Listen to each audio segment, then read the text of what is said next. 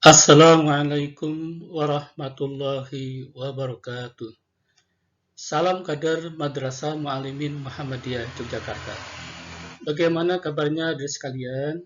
Mudah-mudahan kalian dalam keadaan sehat walafiat.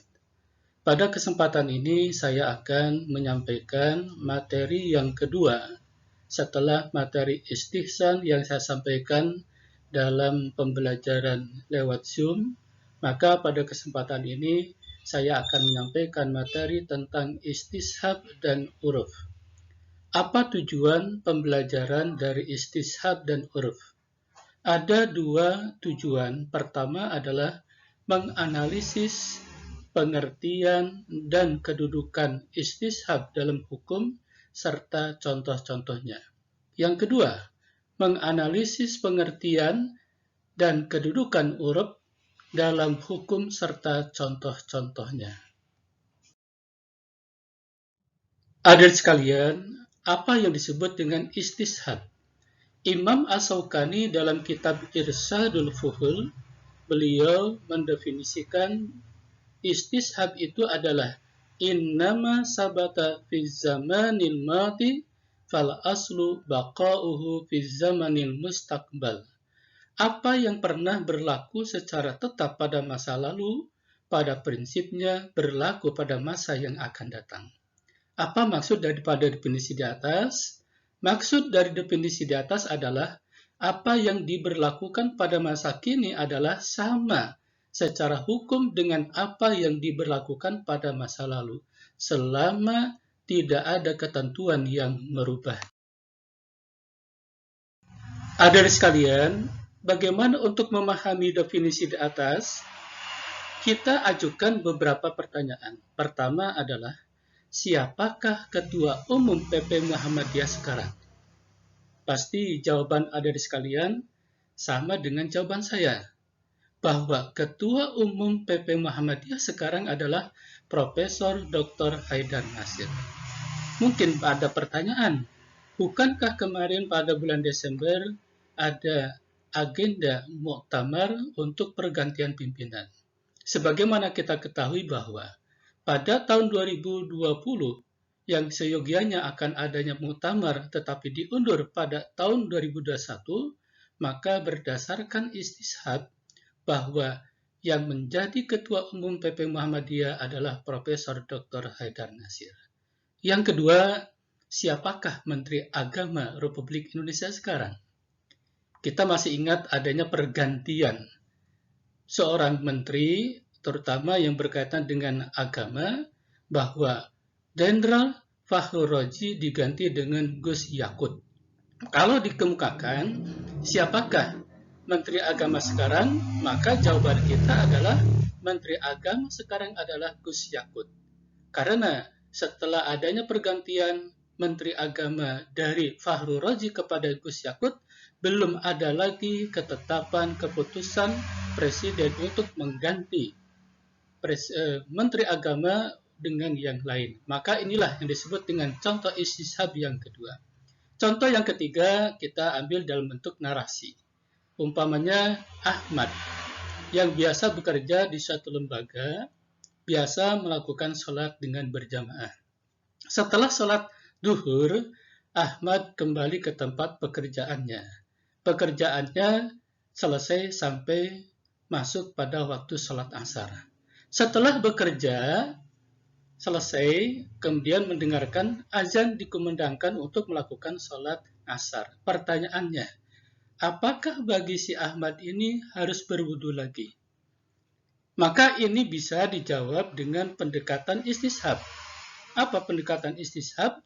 Sepanjang Ahmad itu tidak ada yang membatalkan dalam dirinya dari wudu, maka dia boleh untuk melakukan sholat asar tanpa berwudu kembali. Karena pada prinsipnya dia dalam keadaan suci sepanjang belum ada yang membatalkan wudu. Ada yang saya banggakan untuk yang kedua yaitu uruf. Apa yang disebut dengan uruf? Secara mudah, uruf biasa diartikan dengan tradisi atau kebiasaan.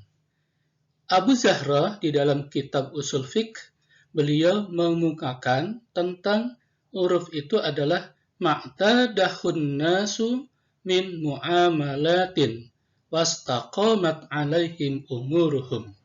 Uruf adalah sesuatu yang sudah menjadi kebiasaan manusia dalam pergaulannya dan sudah melekat dalam urusan-urusan mereka. Adik-adik sekalian, untuk memahami definisi, kita perkuat dengan beberapa contoh. Pertama adalah kita sering mengenal di Indonesia ini tradisi halal bihalal. Apakah ada dalil dalam Al-Quran atau hadis Nabi yang menunjukkan adanya keharusan melakukan halal bihalal? Tidak ada satupun dalil yang menjelaskan untuk melakukan halal bihalal secara tegas. Akan tetapi, rakyat Indonesia, khususnya umat Islam, setelah melakukan ibadah puasa di bulan Ramadan, di bulan Syawal sering melakukan apa yang disebut dengan halal bihalal. Halal bihalal sepanjang ini adalah disebut dengan tradisi. Karena tradisi ini baik, maka bisa dipertahankan, bahkan untuk dilestarikan karena ada hikmah-hikmah yang terkandung di dalamnya yang sangat baik. Contoh yang kedua adalah pemberian penghargaan kepada yang berprestasi. Misal di Madrasah Mu'alimin. Madrasah Mu'alimin pimpinannya memberikan kepada guru dan karyawan termasuk siswa yang berprestasi memberikan beberapa penghargaan. Pemberian penghargaan semacam itu disebut dengan tradisi yang setiap tahun dilakukan oleh pimpinan madrasah. Contoh yang kedua ini, yang pertama adalah halal bihalal, yang kedua adalah pemberian penghargaan dikategorikan kepada uruf sahih, uruf tradisi kebiasaan yang baik yang bisa dipertahankan. Contoh yang kedua, adik sekalian, ini yang mungkin terjadi di kalangan kita, terutama para siswa di Madrasah Mu'alimin ketika berada di asrama. Apa contoh yang kedua? Yaitu mengguyur teman yang sedang mengadakan ulang tahun dengan air comberan. Ada kebiasaan yang tidak baik. Maka kebiasaan semacam ini akan masuk kepada uruf yang fasid. Begitu juga kalau dalam satu acara, dalam satu kegiatan menyediakan minuman-minuman yang memabukkan. Maka kebiasaan yang semacam ini termasuk kepada uruf fasid. Adik sekalian, apa kesimpulan kita? Istishab adalah ketetapan atau hukum di masa lampau berdasarkan hukum asal. Ketetapan ini dapat diberlakukan untuk masa sekarang dan masa akan datang selama tidak ada ketetapan baru.